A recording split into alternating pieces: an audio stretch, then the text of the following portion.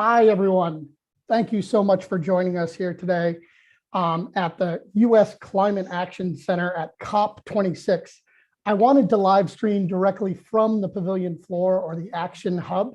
You see my screen behind me here. I took a picture of it because 10,000 people trying to pull off one Wi-Fi is not the best for a streaming webinar, let me tell you. But thank you for joining us here today to talk about embodied carbon. And we're going to focus on what the US and UK are doing in terms of scope 3, in terms of embodied carbon. But we'll also touch on what's going around the world a little bit.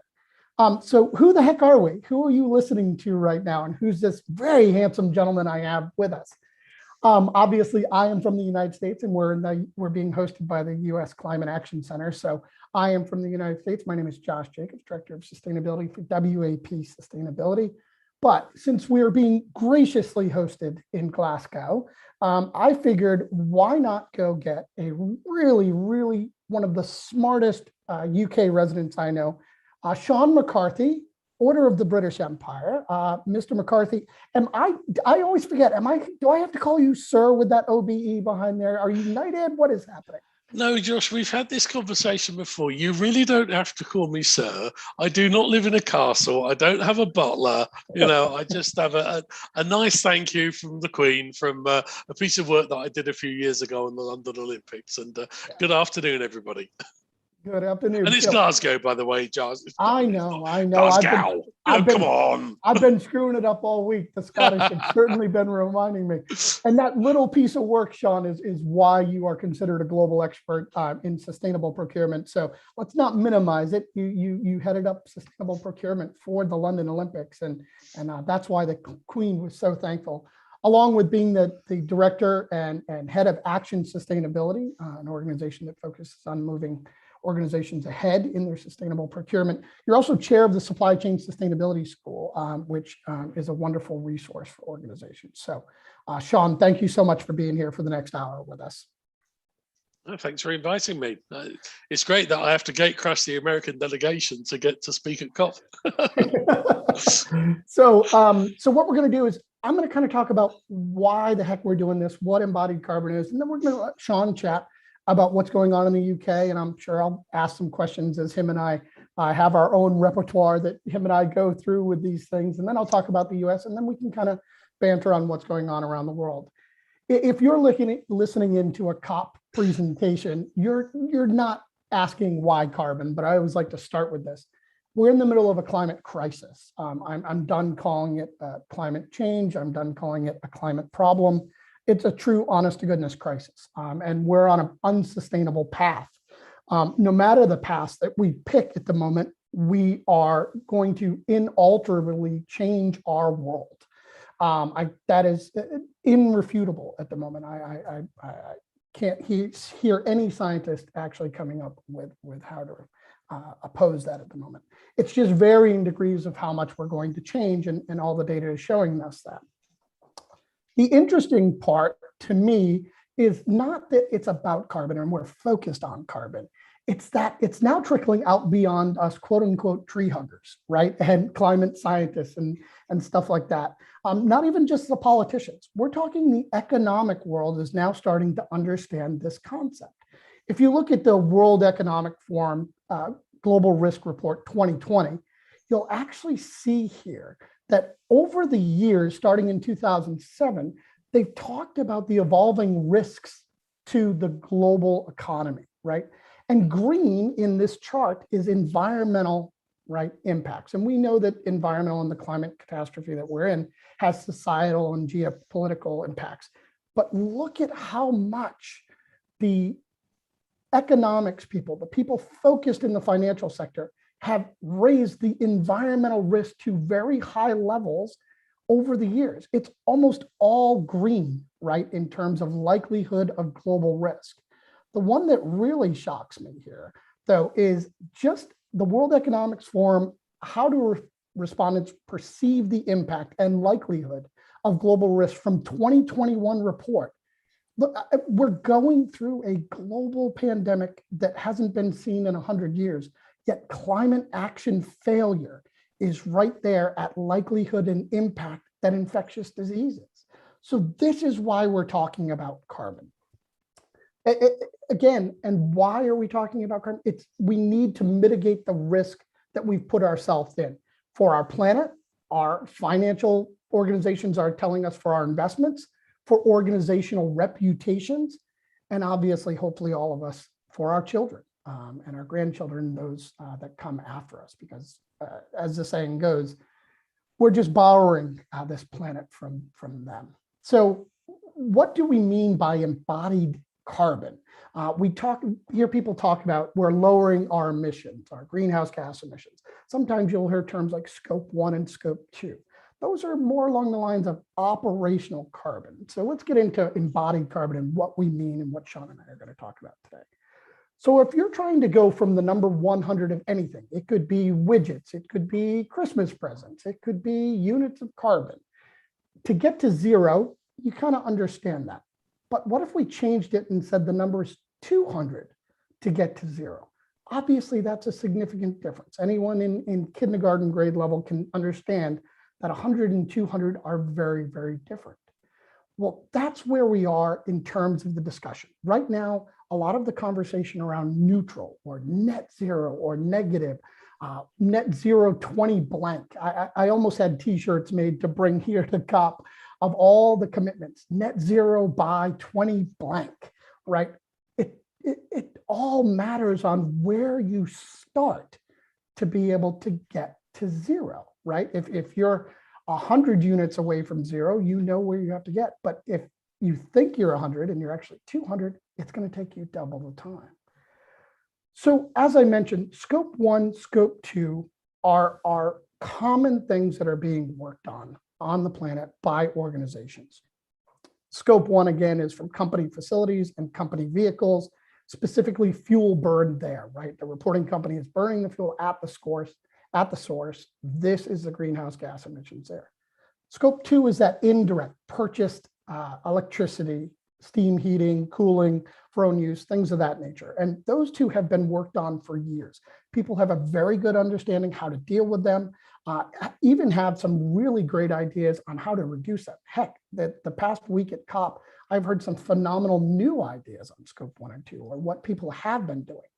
But it's that scope 3, that indirect concepts that are upstream and downstream from us that we need to think about as well, because there are estimates that anywhere between 30 to 50% of our carbon problem is in this scope 3 area. Obviously, depending on your industry, it can be much more as well. So the operational carbon was this big, hairy problem, right? We all know what we've done in that world, where we've started to look at it and say, okay, we need to replace our light bulbs that we use. We need to seal up our buildings better. We need to have better HVAC systems that we work with and things of that nature to ensure what we're doing. Heck, I'm working on a laptop right now that is energy efficient, and that's wonderful. We need to continue that. Please do not go away from this presentation and this conversation on anything that Sean and I say that makes you think we don't believe that scope 1 and 2 or greenhouse gas operational emissions need to be forgotten about. Those need to continue unabated. We need to continue chasing better operational carbon use. But what sits over here is this little brother at the moment, right? This embodied carbon that, hey, we're replacing that light bulb. But how much energy did it take to make that light bulb that is helping us save that operational carbon? When our buildings are retrofit, right? And we work on their building envelopes to ensure that they're better at helping us with heating and cooling or fenestration issues. How much operational carbon is it saving versus how much embodied carbon is being produced or being utilized to produce those products to help us save, right? And as we've done a great job reducing the operational carbon over time, the embodied carbon becomes a bigger and bigger problem. I would love for the day in the next year or so where operational carbon isn't even thought of as a problem anymore, and we just have to think about this embodied carbon. We're certainly not there yet, but these things are getting closer to equal footing in terms of the concern. And as operational carbon does shrink, embodied carbon impacts becomes bigger and bigger. And this, the operational carbon, plus the embodied carbon, equals more of a total carbon conversation that needs to be had. Instead of just thinking about that scope 1, scope 2 operational carbon concept. Greenhouse gas emissions, typically when people are setting those net zero targets, they're thinking along the lines of their operational or their scope 1 and 2 targets. This is a quick thing from Architecture 2030 that I love to show. It shows from the building construction world, right? So it's only one of the areas that we talk about frequently in the building sector. But when we build buildings, we've done a great job with things like US Green Building Council's LEED program here in the UK with the BREEAM program from BRE. There's many Australia Green Star, the Singapore BCA Green Mark. There's many labels around the world that have helped our buildings become better at saving building operational carbon. The thing about it, though, is when a building is built, almost all of its embodied carbon is in the building, right? You've already spent that carbon before you've spent an ounce of operational carbon to run the building. Now, certainly you'll have retrofits and people will tear out the carpet and put new carpet in or redo walls or add paint or even completely redo entire floors.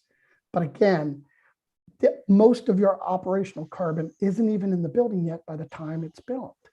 And as that goes over time, the embodied carbon, that scope 3 carbon of that building, reduces as you play it out over the life of the building. In this case, a 50-year building, say. Building operations builds that carbon. But what hasn't been taken into account, and you'll see my very fancy pen work here on the next slide, is we haven't taken into account that we're greening the grid at a greater rate. So as we green our grids around the world, maybe this operational carbon will actually not just plateau and flatten out, but it could reduce significantly, right, over time. Whereas that embodied carbon of material, that never changes from the moment you've built that building. You're not going to be getting greener energy in the factories for the products you've already put into the building.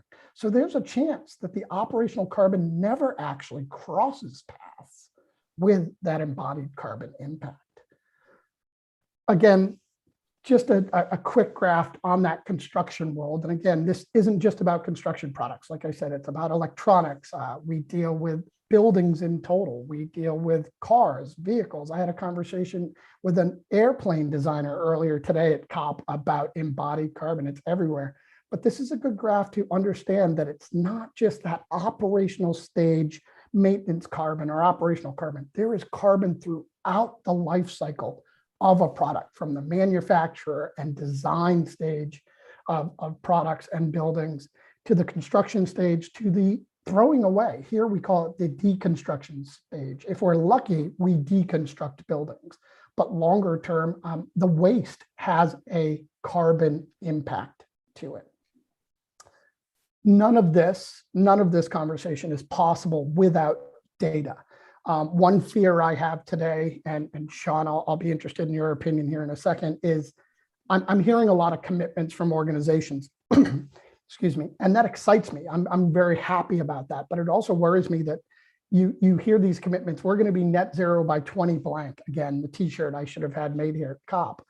But the concern is when you dive in and end up talking to the organizations, you ask them, hey, so what data do you have? Where can we start working? How can we look at things to, heat map and bring down and great? And they don't even have the data. So I always wonder, how did they come up with zero by a date if you don't know where you started, right? Back to that original conversation.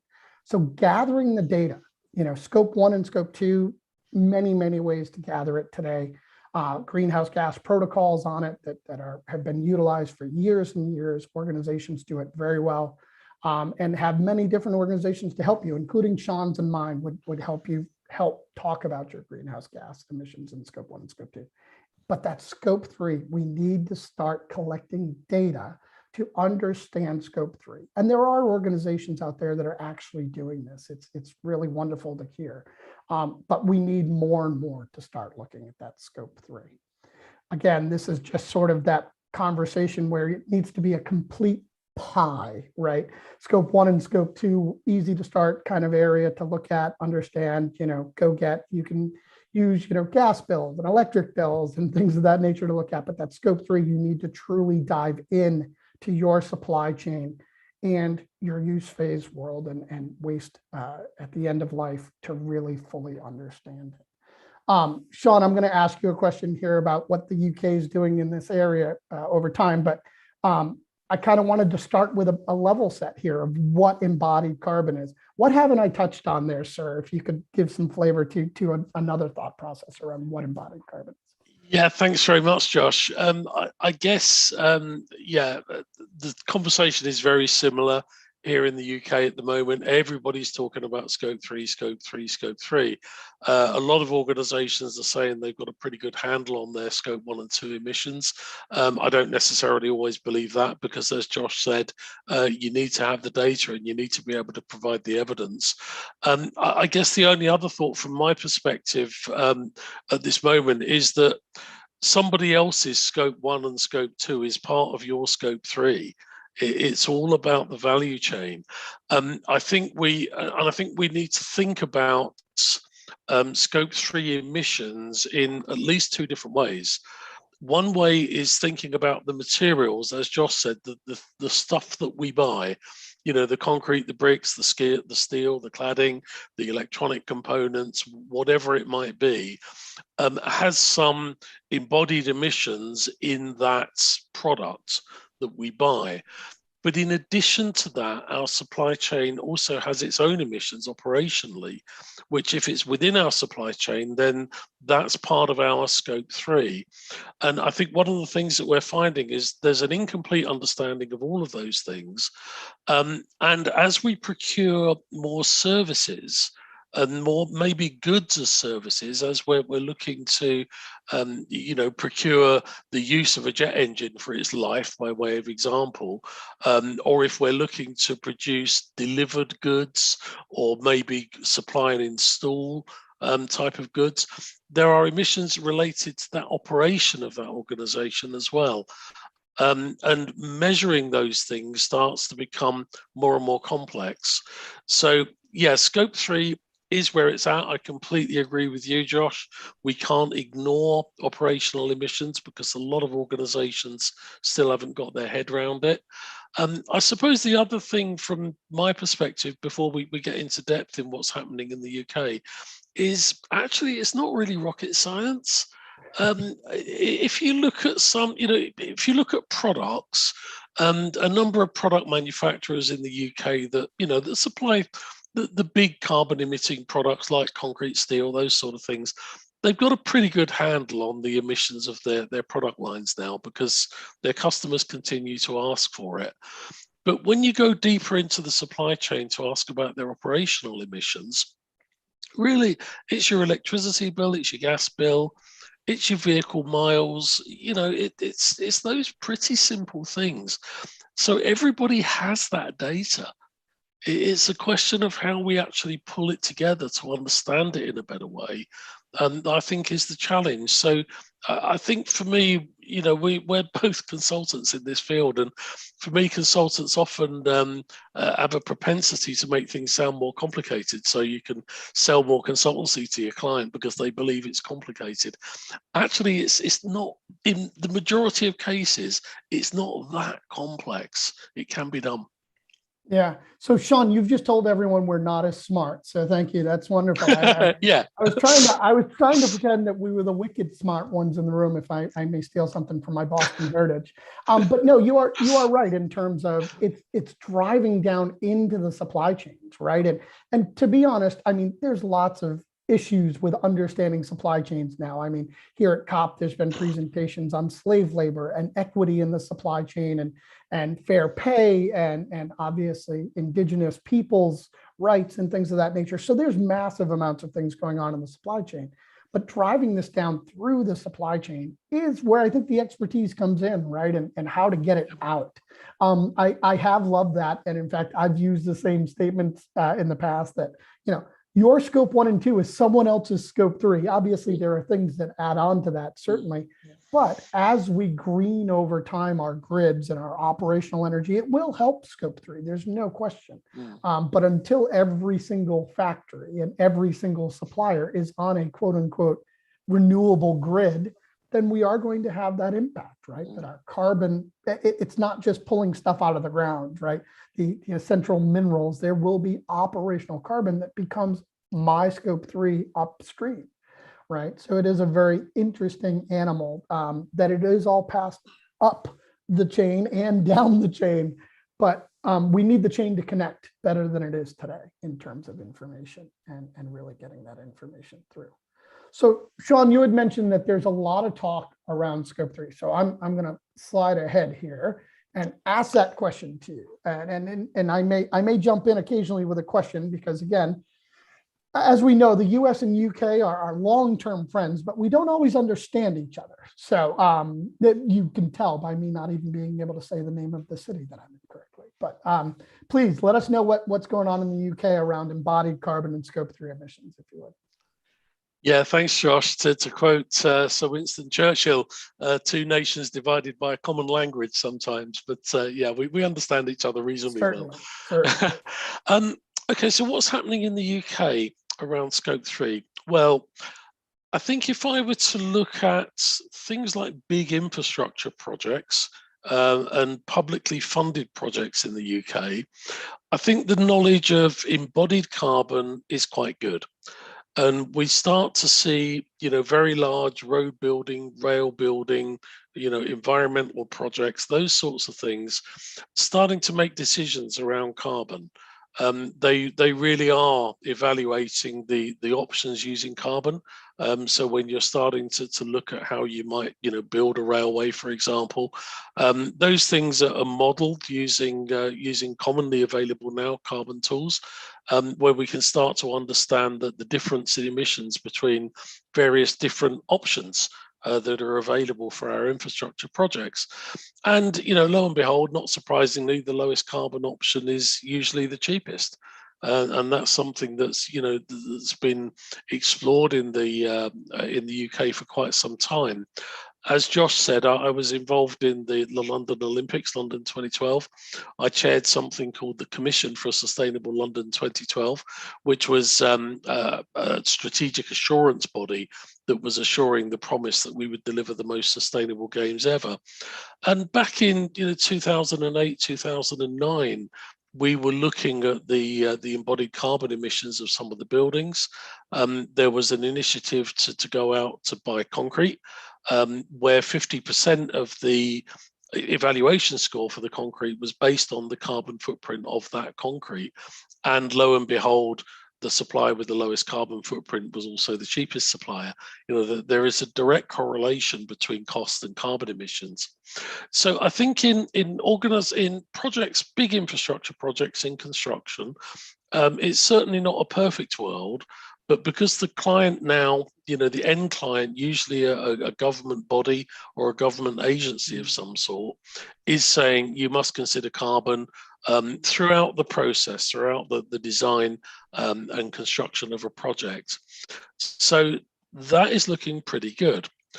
I think Sean, one real quick thing there, Sean. Yeah. So you're talking like infrastructure, rail projects and highways and stuff like that. But also, are we talking governmental buildings as well themselves? I mean, I know you said back in the London Olympics, which, I don't want to age you, sir, but was a fairly long time ago. You were looking at embodied carbon in buildings at that point. Are governmental buildings in the UK looking at embodied carbon now as they build?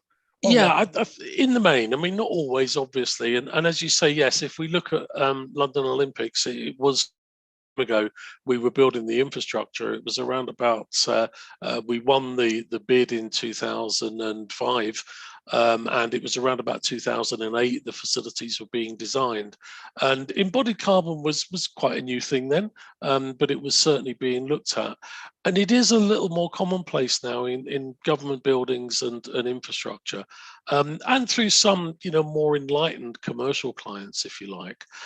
I think where it tends to break down, obviously, then is in construction, is in the smaller projects, into commercial projects. Although, Josh, as you always say very eloquently, there's much more interest now from investors. So, if you're going to get money for buildings from institutional investors, then you better start looking at the carbon footprint. So that's kind of moving on. If I think about other Scope 3 related issues, there are some sectors in the UK that don't even know what their supply chain is beyond tier 1. That's certainly an issue in the construction sector where I do a lot of work, where a large organization will commission a tier 1 contractor to do some building of some sort. That tier 1 contractor will divert at least 80% of their expenditure to their supply chain, and that then disappears into a very, very deep and very, very wide supply chain that comprises an awful lot of very small businesses. And I'll come back to that in a moment if I can. So in some sectors, the understanding of the supply chain is really not there. Sorry, Josh, did you have a question? No, I said, please. Yeah. Okay. Yeah. So I think there are other clients in other sectors that we work with, like automotive, where we're doing. I'm going to name drop a little bit here. We're doing a bit of work with Bentley, sustainable luxury. Yeah. You get an example car to drive around? No, Josh, I do not get an example car. No, No I don't live in a castle. Okay. No, seriously, the automotive sector and the retail sector, other sectors do understand their supply chains intimately. So, car manufacturers understand their supply chains down to the last nut and washer. So there are some big differences, I think, between sectors and their fundamental understanding of their supply chains. I think if I come back to construction and think about small businesses then, if you get down to these small family-owned businesses, I think in the States, Josh, you call them mom and pop shops. Then no, they don't actually understand too much that this is an issue. This is not that these businesses are incompetent or bad businesses. It's just that they have a lot of other things to think about. So understanding their carbon footprint is not necessarily something that they do. And I've certainly seen some examples from tier 1 contractors that we work with who have been trying to help through an initiative that I run called the Supply Chain Sustainability School to upskill those small businesses, to get them to understand what their carbon footprint is and then do things to reduce it. Lo and behold, they find themselves saving an awful lot of money. So there's a lot of wasted cash in the system here, because it's very, very difficult to reach out to those small businesses in the value chain. And then it comes back to what I'm talking about, making it simple and keeping it simple. One of the things that we've done in the supply chain school is we've rolled out a carbon calculator free of charge. Very simple cloud-based application. You can go in there, you record, your number of kilowatt hours of electricity, your road miles, your gas, whatever it is you're doing. 6 or 7 pieces of information you can put into the system that will give you a carbon footprint. The system also enables you to apportion that carbon footprint to your clients at the next stage up the value chain, simply by using finance. So if you're a subcontractor in tier Z of Balfour Beatty's supply chain, what proportion of your turnover goes to Balfour Beatty? You put in, 22% or whatever it is, and that will then allocate 22% of that carbon to Balfour Beatty. It's really, really simple. And the other thing that we're doing, because the supply chain school is funded by its partners, is we're doing it for free. We're trying not to add cost to the supply chain. By doing this, we're actually trying to add value. So I think the issue of understanding who is in your supply chain, where are they and what do they do, still remains an issue here in the UK. And then the investment in helping those suppliers to really understand their emissions in as simple a way as possible is an essential next step for me. I think that I've learned some other fascinating things literally in the last couple of days. I was talking to a manufacturer of flooring in the construction sector a couple of days ago, a multinational manufacturer based in France. And they're really savvy. They really understand their carbon footprint. They're really into circular economy. They actually buy in waste in order to recycle the waste into flooring products. They pay for waste, they're buying it, which is a whole kind of different economic dynamic, something that you used to pay to throw away. You're now actually being paid for. You're making money out of it. Yeah. 20% of the carbon footprint of their product is in how their customers dispose of it. Yeah, most of it is incinerated. Yep. They have a take back scheme. If they sell you some flooring, they will take it back. But the problem is, somebody buys some flooring, they put it into a building, they sell the building, the next owner sells the building again. 10 years later, they want to replace the flooring. And you're three owners down the line, and they don't even know that. But these guys are desperate to get the flooring back. Yeah. They'll take it. Yeah, they'll take it back for nothing because they can put it into their value chain as a circular economy issue. But the thing that totally blew me away was this 20% number. The fact that it's 20%, it's 20% of the emissions are in how their customers dispose of their products. And they know that. It's back to your point earlier, Josh, of data. They actually know that that's where 20% of their emissions comes from. So their challenge now is how the hell do we get the product back from our customer in order to recycle the damn stuff? And I mean, just as another example, I did some very early work, again, quite a long time ago, in around about 2008 with Marks and Spencer, a retailer in the UK, where they were doing a lot of work on their Plan A. And one of the things that they discovered was that a very large proportion of their carbon footprint was in how their customers wash, dry, and iron the garments that they sell. Yeah. And that inspired them to do more, wash at, lower temperature wash products, non-iron products, those sorts of things that we kind of see that are quite commonplace today. But in 2008, that was quite an interesting and new concept. So it does come back to this issue of what do you know about your value chain? And Josh, on your slide, you talked about end of life carbon potentially being quite critical. We've had clients where 99% of their carbon footprint is in scope 3. And it's the starting point is really knowing that. So yeah, we've got a long way to go. I think in the UK, as you know, I do a lot of work around the world, and Josh and I have worked with various different nations around the world on the ISO 2400 program. I think the UK is ahead in many ways. We've done very well at decarbonising our grid. We were the first nation to have legislation related to climate changes. You could argue we're not actually complying with our own legislation, but at least we've got it. And we've the decarbonisation of the grid has gone quite well. So I think we're in a better position than some, but there is so much more to be done. And as you say, Josh, it's ultimately all about supply chains. It's all about having good information, and it's about investing in those supply chains, particularly the small businesses in the supply chains, to help them, because in the UK, a very large proportion of businesses are small to medium enterprises, and that's the case everywhere in the world. It doesn't change. Ultimately, the big mass of businesses are actually quite small, often family owned, often really busy doing what they do, and doing it well.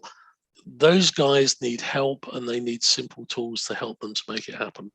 Yeah, no, Sean, and thank you so much.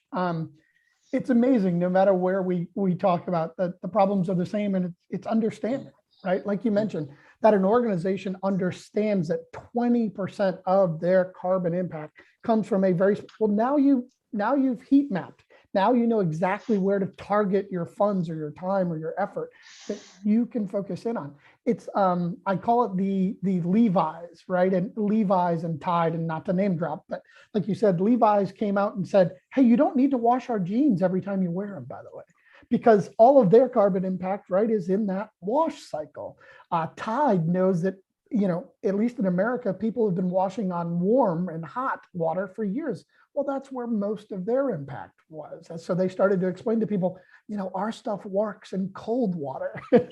We work, Sean, we're doing work with a large cardboard manufacturer that does a lot of cardboard for a lot of the world.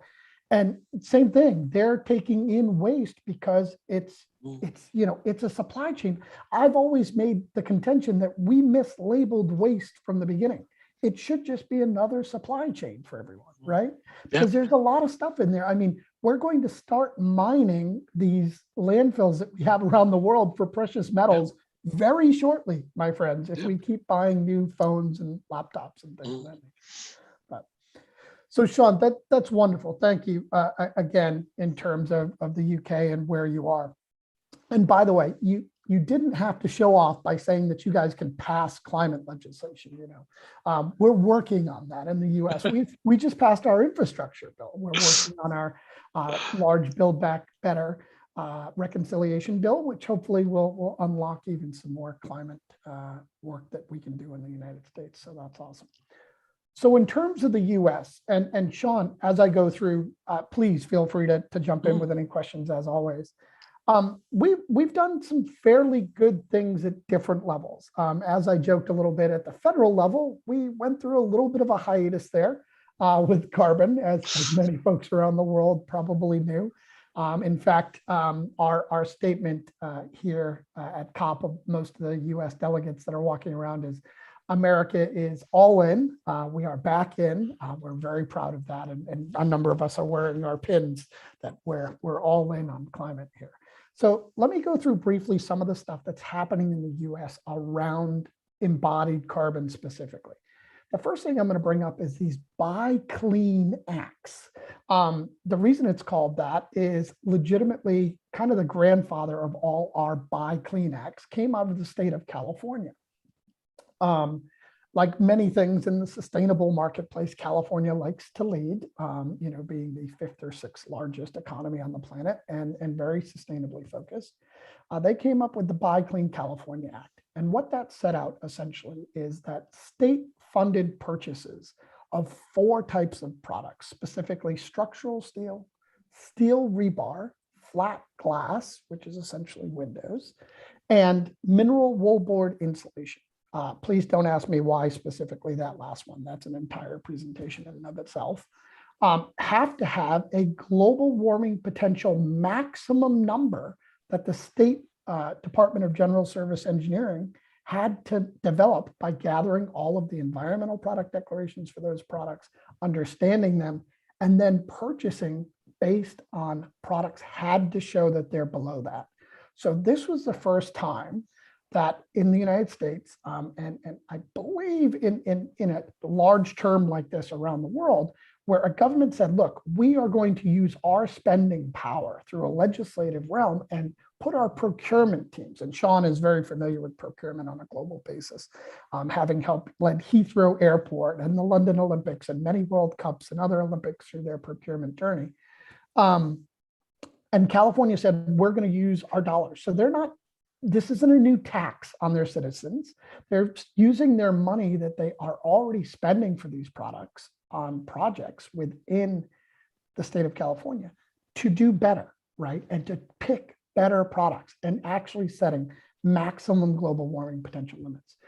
Now, since that, there's been a number of others throughout the United States. The state of Colorado has passed something similar where they're looking at purchasing low carbon products with state funds. Again, no new money going into, right? It's using the state funding that we're already doing in procurement. The state of Washington actually has decided to develop a database for these types of products, and they're running a pilot on the selection and procurement of products. Minnesota also is developing a statewide pilot along these lines as well.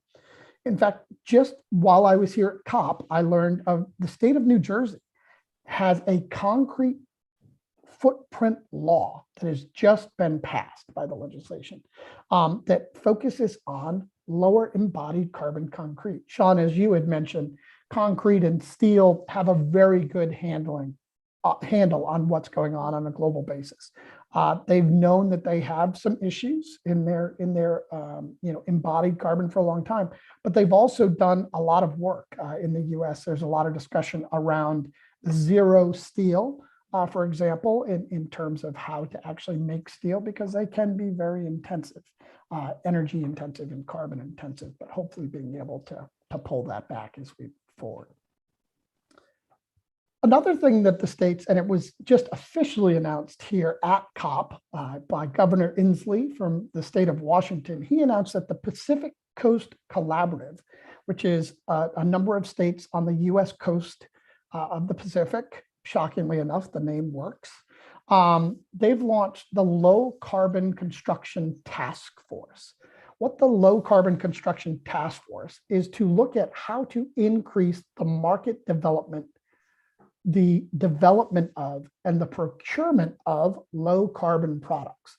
Now, one of the Pacific Coast collaborators, I'm sure, California, is saying, hey, we've already done it with our Buy Clean California Act. Why can't we just roll this out further? But they want to make it more holistic. The rollout of the Buy Clean California Act in California was not, shall we say, smooth. As anyone can guess, when you deal with procurement and millions of dollars in purchases, it's not always the easiest path forward. Sean, I'm sure you could regale us over a pint about Olympic purchasing and how wonderful that could have been, and some of the wonders that went through. But again, this Low Carbon Construction Task Force that the Pacific Coast Collaborative, number of states in the US that are putting together to understand how to figure out better carbon procurement of products, right? And incentivize that in a certain way. If I had to postulate and take an educated guess, knowing a number of the states and the folks who are working through it, I'm guessing that they're going to come back to that procurement process. Maybe not in legislative form like California did, which leads to some of the issues, but simply using their procurement to push down that carbon, that embodied carbon in products.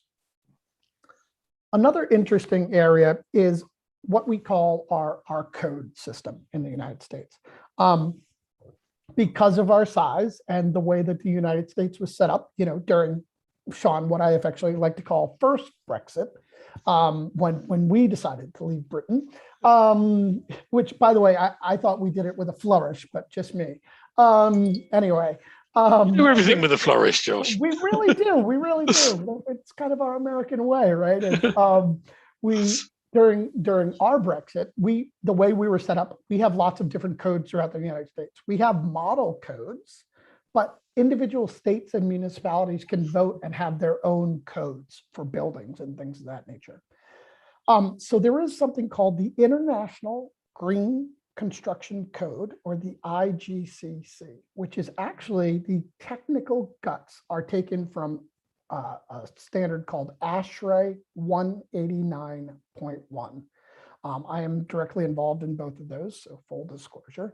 They have carbon requirements within them. You can use environmental product declarations to help you meet material credits.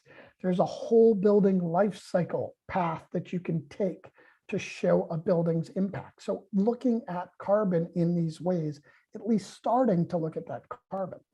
The great thing is the IGCC has actually been adopted as a pathway in a number of states as a way to comply with state green building requirements.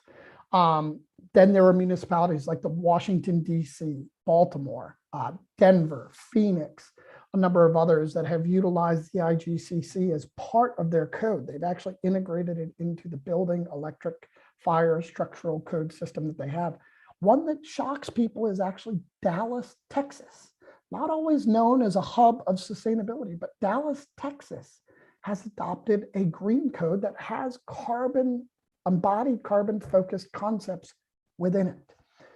Additionally, again, the state of California has the Cal Green Code. They are the first state that I know in the United States that adopted a statewide California Green Building Code.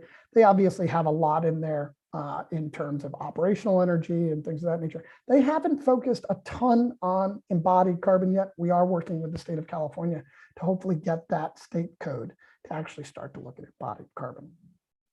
Finally, on the federal level, which is always the interesting one for the United States, what the heck are we doing federally, Sean?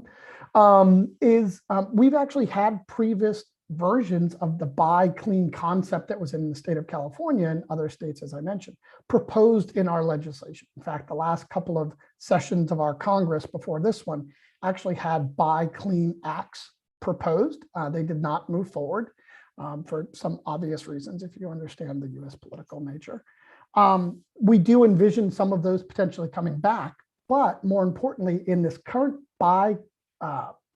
Build Back Better reconciliation bill that is before our Senate at the moment and our House legislation, that hopefully will be approved here shortly, there's literally language in it around our our EPA, Environmental Protection Agency, helping agencies understand how to procure low carbon products, right? And actually helping manufacturers to understand their own embodied carbon to then be able to sell to the federal government.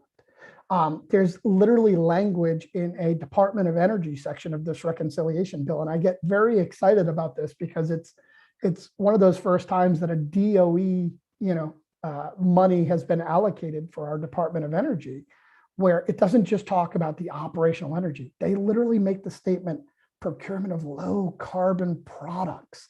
This is in a legislative bill that is, knock on wood, about to be passed by the US. Imagine that, Sean. US purchasing power coming out behind low carbon product purchasing. This is incredible for us in terms of folks like you and I who deal with embodied carbon on a daily basis. Additionally, we certainly know what the White House with President Joe Biden and many others, Secretary Kerry, have been working together to understand what we can do in terms of the climate crisis and how potentially federal procurement through our United States General Service Administration, the largest purchaser on the planet, frankly, once outside the US military probably, how they can utilize their purchasing power to lower embodied carbon in products. I know a number of organizations have been working with them to draft concepts that they could push down as well with this reconciliation bill. So that's where we are, Sean, in the US. It hasn't always been the most cheery updates when I give updates on the US. But again, one thing that has come through, I feel, is that where we were, unfortunately, the last 4 years with the climate crisis wasn't always very good to feeling or in the updates that we had. But I think a lot of states, municipalities, and even organizations stepped up in that wake to fill some of the void. I mean, we even had companies signing on to the Paris Agreement, and folks around the world are like, hey, wait a minute, it wasn't built for businesses. And they said, yeah, but we're going to sign it anyway. So that's kind of where we are in the US, Sean. Hopefully we've impressed you a little bit with where we're coming. Sean, I think you're on mute. Mute, yeah, that's not the first time. Yeah, thanks, Josh. I guess as you know, I've done business with the United States for a number of years in my long career. My impression very much of things in the States is once you decide to do something, really decide to do it, then it's done big and fast. It's sometimes you're a little bit late to come to the party or to deal with things. And certainly in my background in the aviation industry, after the tragedy of 9/11, the speed at which the American government set up the TSA and dealt with security at airports was, I witnessed that firsthand, and it was absolutely astonishing. I would say, as somebody formerly of the aviation sector, security at American airports before 9/11 was not great and could have been better. But the speed at which that initiative was taken just totally blew me away. The concept, as you say, of using American government purchasing power to drive low carbon is absolutely amazing. Do you think this is something that will happen with that sort of level of commitment that we've seen in the past? The folks, Sean, let's put it this way. I am as optimistic as I've been about our Mm, government moving a lever as I've ever been in my mm, years working in sustainability. We've always had a commitment to sustainability on some executive order level and things of that yeah. nature. But truly, honestly, this reconciliation bill and the news from the White House of where they're moving potentially on new executive orders really girds me to feel good, not feel let down of where we're going. Because again, we're talking trillions of dollars in Mm. procurement that can be. And once you start talking in B's and T's in money, Sean, Yeah. that the marketplace will jump. So. Oh, absolutely. It would ask how high if this really happens. I guess my other question, Josh, is, if we look at the influence in the United States, big tech, Yeah. if you name, the top 10 big technology companies in the world, and they're all American, they're your Googles and your Facebooks and your Apple and all of those things. How do you see? Alibaba might have an argument with you. Yeah, okay, maybe. But how do you see the influence of those organizations? Because as you say, certainly from my perspective on the other side of the pond, I was seeing big tech just forging ahead, regardless of what the federal administration was doing or saying.